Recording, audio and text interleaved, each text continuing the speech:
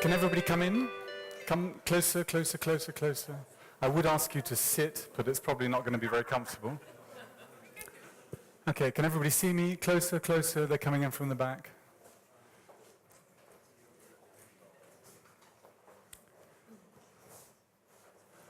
Everybody's coming, everybody's coming. First of all, thank you very much for having me here. It's amazing to be here. Last night we had an extraordinary presentation around the corner here in the BMW showroom. I think there were how many people were there? About 450? It was very powerful, very intense. We had this massive screen behind us, and it went on, I think, for about 1.5 hours. I'm going to spare you this evening. I'm not going to talk to the pictures on the screen. I'm going to talk to the pictures that are hanging in the gallery. But it's very, very important I begin with something. I have to thank a number of people because I've been doing nothing in the last few months except sort of whizzing around the world talking like this. Anouk is standing here. Without Anouk, I would not be here. None of these pictures would be hanging. So thank you for doing what you do. And then Anouk liaising with with Pascal. Where are you, Pascal? Thank you. It's a real honor, and I'm very, very flattered to be here. And then Anke and Zoe for looking after me. Thank you. And many other people there around. I'm going to begin upside down. I'm going to begin with controversy. Last night we made a presentation, and the only question that was asked to me was somebody had been reading online, and they said, I can see an organization is attacking you. They're saying what you're doing is fake. They're saying what you're doing is wrong, and you have to be stopped. So I'm going to start with this question and explain what I'm doing and that I shouldn't be stopped, I should actually be supported.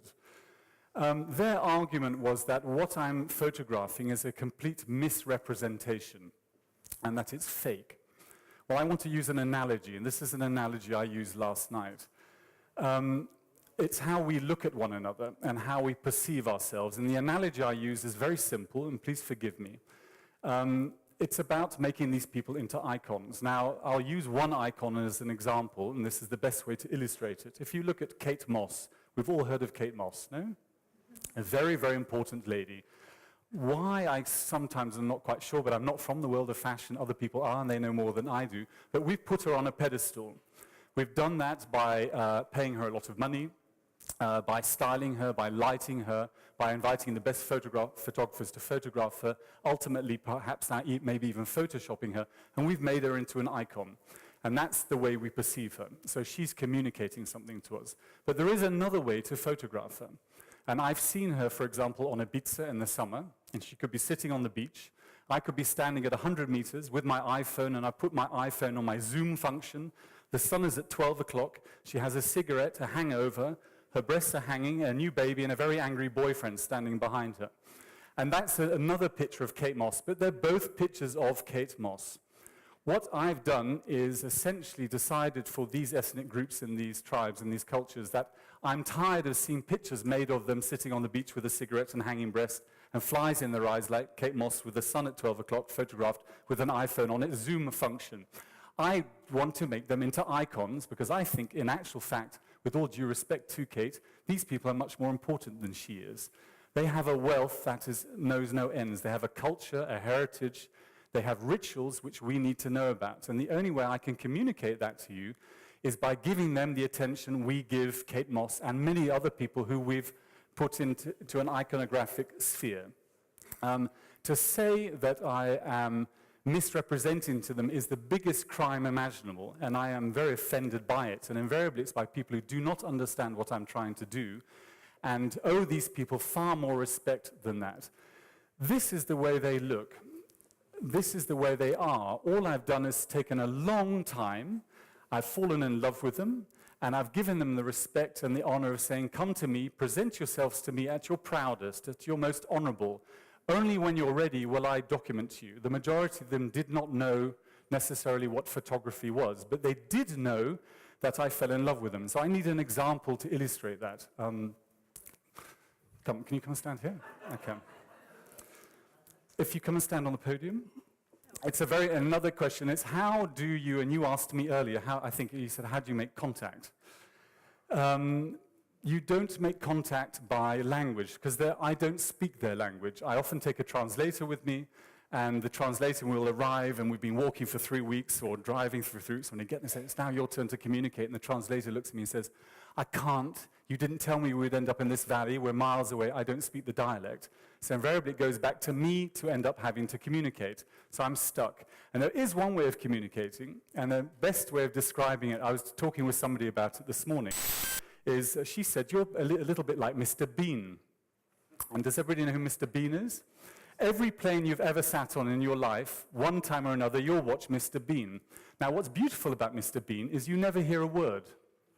You never hear a word of what he's saying. But we all know what he's trying to do and what he's trying to communicate. That's why these films are shown on every single airline around the world, because he's wildly eccentric, he's wildly passionate, and he's wildly desperate to do something. So in many ways, I'm a sort of photographic version, perhaps, of Mr. Bean.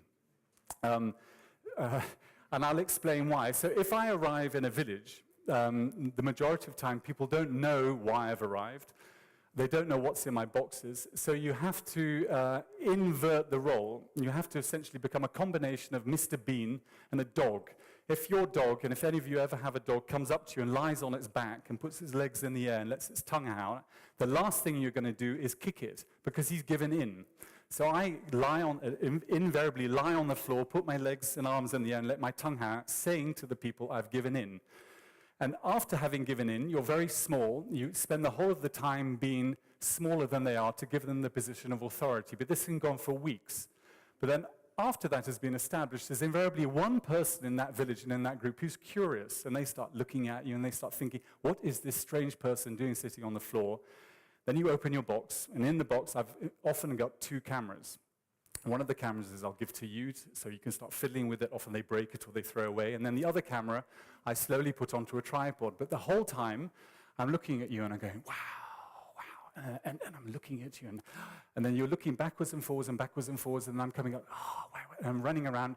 And then the more attention I give you, the more we keep eye contact, the more I keep looking through that. I use this very old technical camera. The more we start to communicate. And the communication is that I think you're extraordinary.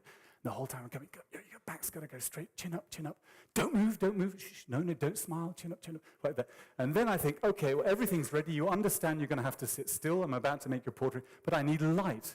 Then I run over here, and there's 8 kids here, and I say, come, stand over here. And then I have these reflectors, and you've all got to stand here, and you've got to hold the reflector, but you can't move either. So you're going to shine the sunlight here, but then I need somebody to bounce the light over here. So I come over here, and I get you. And you come and stand here, and then you create this theater. Sometimes it has 15 to 20 people involved in giving attention to you. And the whole time I'm going, oh, wow, wow, wow, wow, wow. And then I have to be able to capture you with no more than about 3 or 4 seconds. It's a very, very slow shutter speed. So we've learned to communicate. You've learned to sit tall. You've learned to hold your chest out, to lift your chin, to breathe through your nose. And then eventually the portrait is made. Once the portrait is made, we celebrate together, yeah, come up and give you a hug, and then everybody's very excited, and everybody thinks, well, I want to have this, so they push us, I want to stand here, come and look at me, come and give me the, come and give me the attention. And what's wildly exciting is the next day, a whole new village has arrived from another valley, and there's a queue of people outside saying they want to come and stand there, they want to be seen, they want to be given the attention. So it's about acknowledging people. It's about putting them on a pedestal. Thereafter, once you've made the contact, you start making the portraits, we start going to make the landscape pictures. There's a very personal aspect to this, is why I'm doing it. And I think it has something to do with, as a child, I traveled around the world. My father worked for an international oil company, and I'd seen a lot of this before. But at the age of 16, by using the wrong, or by being given the wrong antibiotic, my hair fell out in 24 hours. And I woke up one morning and I looked in a mirror, and I ended up looking very different. Very different. My kids make jokes of me now, and they say, well, Dad, you're just getting old. And I said, well, that's fine now, but when I was 16, having no hair is quite profound. So I think perhaps the journey started at that age, and since that age, still to today, I use the camera in one way or another to make contact. I'm looking for empathy. I am going to extremes, I can imagine that. But I'm trying to observe other people and hope that they don't judge me, but at the same time that I don't judge them. And that's what has evolved into this kind and this style of photography. At the end of it, there are many anecdotes and many stories and many things I've learned, but there's one story I'd like to leave with you, and that's of the Himba people here. So if you could all look at this picture up here. This is perhaps the first picture I made which started me on this journey. It's a balletic image of the Himba walking through the desert on the border of Angola in northern Namibia. I've been there in the last few years about 2 or 3 times, and I've just come back 2 weeks ago because I'm starting to return to all the tribes with the pictures that I made, because I didn't show them. They were all made on film. The majority of people didn't know what photography was. I didn't pay for the process. It was all about putting them on a pedestal. So I have to complete the circle of respect in giving them the pictures and the books back. And I went back to the Himba for the first, and we were filming it, and something very beautiful happened, something that's taken me many, many years to understand, and a very profound lesson. Around their villages, they have these very, very substantial fences they create for protection. And we were sitting, and it was very emotional. I think we'd all had a little bit to drink. And we'd given the pictures back, and it was about pride and about honor, and everybody was crying a bit. And then there was a chief, and I said to the chief, why is the fence gone? I don't quite understand. And he said, yeah, the big chief has died since you were last here. And I'm a little bit slow, and I hadn't noticed. And I said, well, that's very sad. I said, but why do you remove this big fence from the village? And he goes, well, we have to. When the most important person dies, we have to remove something. We have to destroy something they've created. And I said, well, why do you have to destroy it? And he said, well, first we destroy it. Only then can we reflect on who they were and what they created for us. But once we've reflected, we as a community, we rebuild it all together. And once it's rebuilt, we build it stronger and better. And then ultimately, we have respect for our forefathers. Because for us, it's very important to realize that we are only here because of our parents, and because their parents and their grandparents. And I started to cry because my father passed away last year. This is the last story. And he suddenly, and there's a lot of drama associated with inheritance. Everybody's fighting over what he had, and rather than acknowledging what he'd created and who he was, it's all about what's in it for me as a person. And the Himba taught me something very profound by this lesson.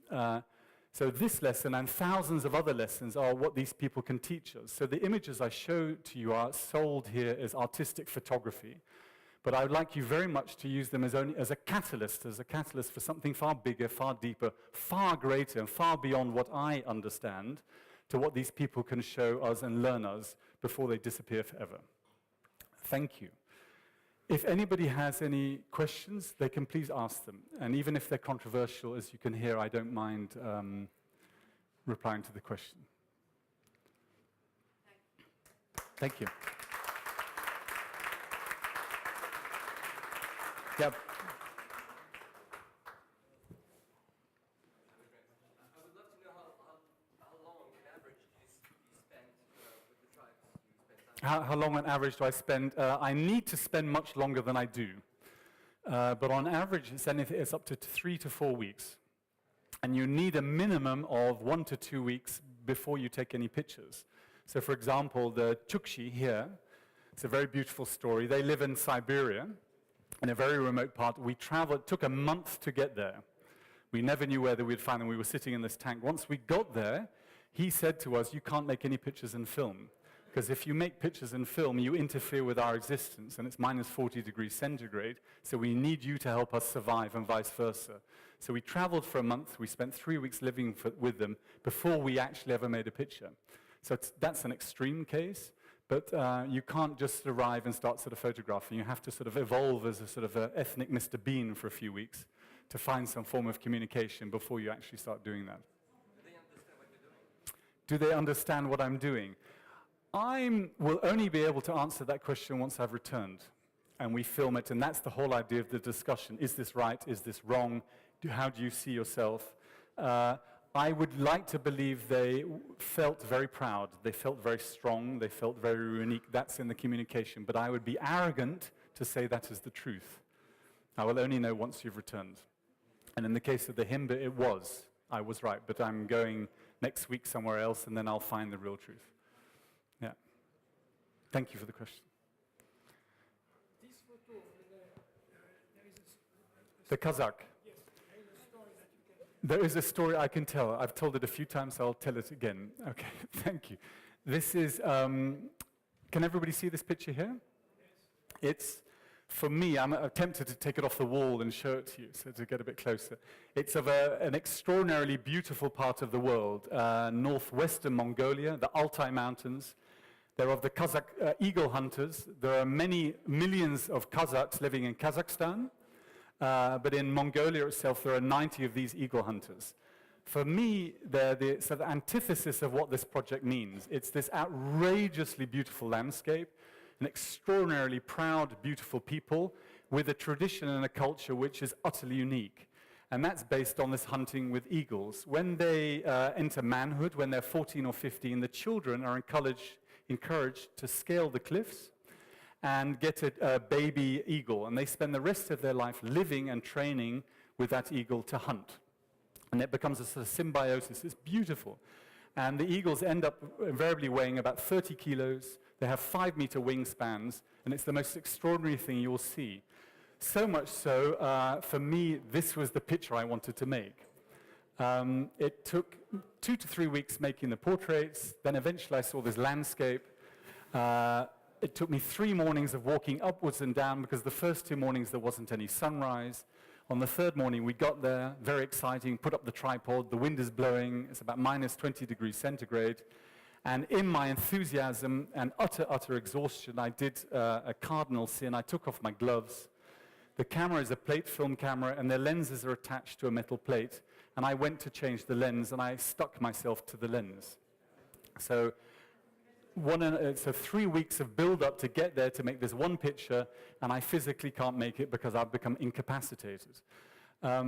Subsequently, I removed my fingers, I left all the skin behind on the lens, they started to bleed, I started to cry, a combination of extreme pain and utter desperation and despondency that, again, I've sort of overstepped the mark. Whilst doing that, 2 of the ladies had followed us up the mountain, they said, come over here. I was like, I can't, I got my fingers, I can't function. One of them opened a jacket, grabbed my hands, put them on her breasts, and another lady behind me and started to hug me. I sort of buckled and enjoyed the hug, perhaps for other reasons as well. And eventually got some feeling back, managed to make the picture, put the slide in, wandered down the mountain, and only then realized what had happened and how significant it was, because they're Muslims.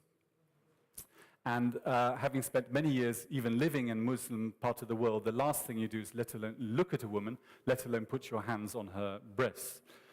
What had happened was by being, and using the childish analogy, but that's the best way of doing it, by being a sort of a manic, passionate, autistic, eccentric Mr. Bean, all cultural barriers have been broken away in my mission or my passion to put them all on a pedestal. And the men standing on their horses were saying, help this guy, because he's utterly incapacitated, and as one human being to another, we have to protect him.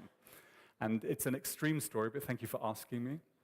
But it's very much how the hours, the passion, the energy, the eccentricity that goes into all these pictures, although in this particular case it was somewhat extreme. Yeah, but I probably won't have learned my lesson. It'll probably happen again in one way or another. Yes? What would be your most beautiful experience? Would you have one? What would be my most beautiful experience? I'm going to answer the question, what is my most beautiful experience with all the tribes? The biggest experience, and that's a general experience, is that they're all the same. They look different, they talk differently, they act differently, they live in the most different environment, but they all have something very, very, very powerful. And I'm not the most spiritual person, but the little that I do feel and understand is that they live now. They live today, they live in the moment. And the older I get, the more I begin to see that we don't. We have this, and the simplest way I can describe it is we've created a word for it. It's called happiness. And we've created this concept of happiness to fill a void because we're not here today. We're somewhere far, far in the future, which we're running to in many ways, and this is a bit melodramatic, like headless chickens, because we want more and more and more and more. When you go to these places and you indulge in becoming, you never become part of them, but you become as best as you can, you see it's not about tomorrow, it's not about yesterday, it's completely about now, it's completely about you, it's completely about me, and how we exist and subsist as a community.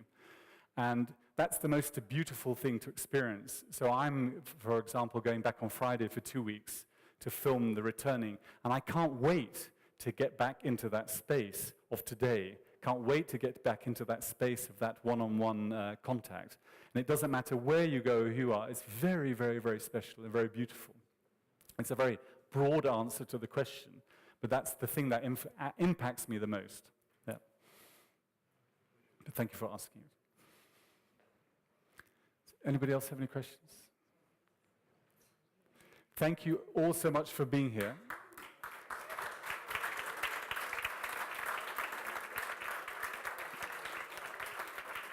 And obviously, I'm very happy to carry on talking, although I'll take off the microphone and it'll be a little bit more personal. But if you'd like to ask me anything, please ask.